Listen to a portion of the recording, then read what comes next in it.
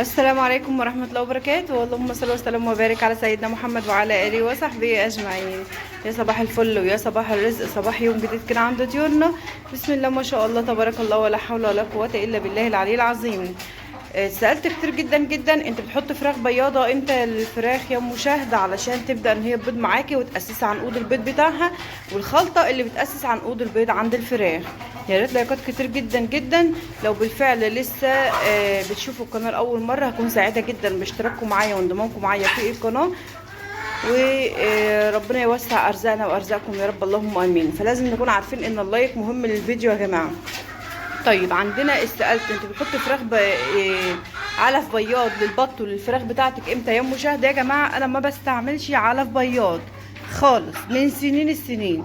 طيب كنت بتستعمليه الاول؟ كنت بستعمله الاول، بس لما لقيت البط عندي بدأ يجيب البيض بصفرين فما ينفعش في الركود. لقيت بيض الفراخ بدأ يبقى فيه بيض بصفرين، فبرضه ما ينفعش للركود. فطبعا انا بفرخ من الفراخ دي اللي هي البلدي البياضه دي، زي ما حضراتكم عارفين. طبعا حضراتكم عارفين ان انا بفرخ من الفراخ اللي هي البلدي البياضه ديت، فما ينفعش ان انا اروح افرخ من البيض بتاعها وهو بصفرين، لان البيضه ابو صفرين ده ما بينفعش للتفريخ نهائي. فعملت ايه؟ فقلت خلاص انا هكتفي بالعلف اللي هو ال21%، وهو اساسا بيأسس الفراخ وبيغذيها كويس جدا جدا، وهيعوض اي نقص موجود عند الفرخه او البطه لما تبيض. لان طبعا لما بتبيض جسم الفرخه او البطه بيبتدي ان هو يبقى هزيل شويه، البطه تبتدي تخف معاكي، الفرخه تبتدي تخف في الوزن. فبالتالي قلت لا، انا هستعمل لهم العلف اللي هو ال21 واكمل عليه زي ما انا كنت ماشيه. فانا بستعمل لهم مع الخلطه بتاعتهم علف 21% للفراخ اللي بتبيض، وللفراخ اللي هي من بدايه من عمر 21 يوم للفراخ، وللبط بستعمل علف 21%. ما بغيروش خالص خالص خالص، يعني للبط اللي بيتذبح وللبط اللي بيبيض وللبط اللي هو للفراخ اللي بتبيض. والحمد لله اللهم لك الحمد والشكر والفضل العظيم، بيجيب نتيجه كويسه جدا جدا مع الفراخ، وبلاقي عدد بيض كويس ما شاء الله ممتاز. ودي كانت تجربة في البداية، فبالتالي لما جربت التجربة ولقيتها كويسة جدا جدا جدا، فأنا قلت خلاص يعني ده اللي أنا همشي عليه ودي الطريقة اللي أنا هكمل عليها.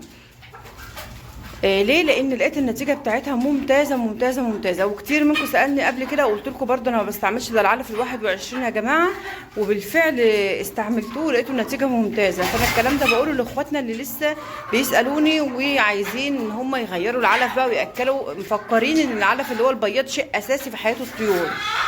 لا، ما بستعملوش خالص، والحمد لله البطه بيبيض زي ما انتم شايفينه، والفراخ الحمد لله ربنا بيكرمني منها وبيرضيني منها خير. ده بالنسبه لايه؟ بالنسبه لعلف البياض. طب الخلطه الاساسيه اللي المفروض يمشوا عليها، بصوا يا جماعه، من بعد ال21 يوم سواء للبط سواء للفراخ تقدري تعملي لهم الخلطه فيها علف 21%، معاها دش اصفر، معاها ذره عويجه، معاها عيش ناشف او عيش طري زي ما يتوفر عندك، معاها كسر فول. ده الاساسي بتاعنا في الخلطه. ما عندك بقى اكل بيت، عندك خضار، عندك شويه رز فايضين من اولادك، حبيتين مكرونه فايضين من اولادك، ده كله هتستعمليه، ما تستهونيش بيه. اولا هيوفر عليك كتير، ثانيا بيكون مغذي جدا جدا للطيور، ثالثا الخلطه كده بيكون فيها تنوع من كل حاجه. عندك بطاطا بقى، لما البطاطا ترخص هاتولهم بطاطا، لو البطاطس في ايام رخيصه هاتولهم بطاطس، اسلقها لهم واعملها لهم. عندك الغله، اما تدشيها تبقى الحبايه مدشوشه على 2 وتاكلها لهم، بس مش بنسبه عاليه، مش بنسبه عاليه، واما تنقعيها وبعدين تبتديها انك تقدميها للطيور. دي الخلطه اللي بتكون معاكي عنقود البيض للفراخ بدايه من 21 يوم. قبل ال21 يوم بنكون بناكل على 23% اللي هو الناعم.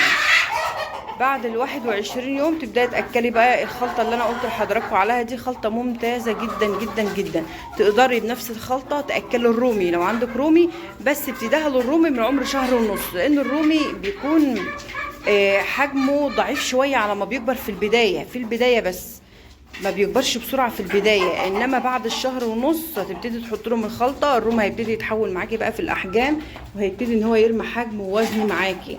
انا برضو حبيت اقول لكم عشان اللي عندهم رومي وبيربوهم. هبتدي ان انا اشوف الفراخ باضت ايه برضو، علشان اكون عارفه كده، يعني عشان لو في اي حاجه موجوده لازم ان انا ايه بجمعها ما بسيبهاش خالص. بسم الله ما شاء الله، بسم الله ما شاء الله، تبارك الله، ولا حول ولا قوه الا بالله العلي العظيم. مش بجد بخاف جدا جدا يفضلوا يبيضوا البيض ويتكسر. الحمد لله ان لحد الان مفيش حاجه اتكسرت كده زي ما احنا شايفينه. هم طبعا عصيانين على المكان التاني، مش عايزين يبيضوا فيه هناك اهوت. مش عايزين يبيضوا فيه. حطيت فيه وعايه، حطيت فيه صندوق برضو، مش عايزين يبيضوا فيه. هبتدي ان انا اجيب لهم ميه بقى في الوعايه ديت لانها خلصانه كده زي ما احنا شايفينها. وابتدي اجمع البيض ده. لازم اي بيض موجود بجمعه، ما بسيبوش يا جماعه عشان نكون عارفين. واخر النهار برضو قبل المغرب بطلع برضو اي بيض موجود بجمعه. فالحمد لله ربنا يرضينا جميعا ويوسع ارزاقنا ويرضي خواطرنا يا رب، اللهم امين، وما يضيعولناش تعب ابدا. هنا كده زي ما احنا شايفين هم طبعا عطشانين. هبتدي ان انا اجيب لهم ميه. وكمان هبتدي ان انا اجمع البيض اللي موجود. بسم الله الرحمن الرحيم. عشان كده ممكن طبعا لو هتسيبوا البيض هيتكسر، فاحنا طبعا في غنى عن كل ده. بسم الله الرحمن الرحيم. طبعا ان شاء الله باذن الله البيض ده هجمع، هشيل منه بيضه استكبر منه البيضه الكبيره وارصه تحت البطه. فربنا يكرمنا يا رب، يوسع ارزاقنا ويرضي خواطرنا يا رب، اللهم امين. لان عندي بطه عايزه ارقدها على بيض فراخ عدد وش كامل، وبطه تانية تحتها كام بيضه من بيض البط. هكمل لها بيض فراخ ان شاء الله باذن الله. ان شاء الله باذن الله لما برضو يجي يطلعوا ان شاء الله تكون المسافه بينهم قريبه ويطلعوا مع بعض. وقت ساعتها يكون عدد تعرفي انك انك تربيه، ولا تحتاجي بقى فقاسه ولا تحتاجي اي حاجه. طيب بقى لموضوع الفقاسه، لما نزلت لكم الفيديو على القناه التانية وقلت لكم ان طبعا البيض اللي انا جمعته ووديته الفقاسه النسبه طلعت مش كويسه خالص، وانا مش هودي بيض الفقاسه تاني.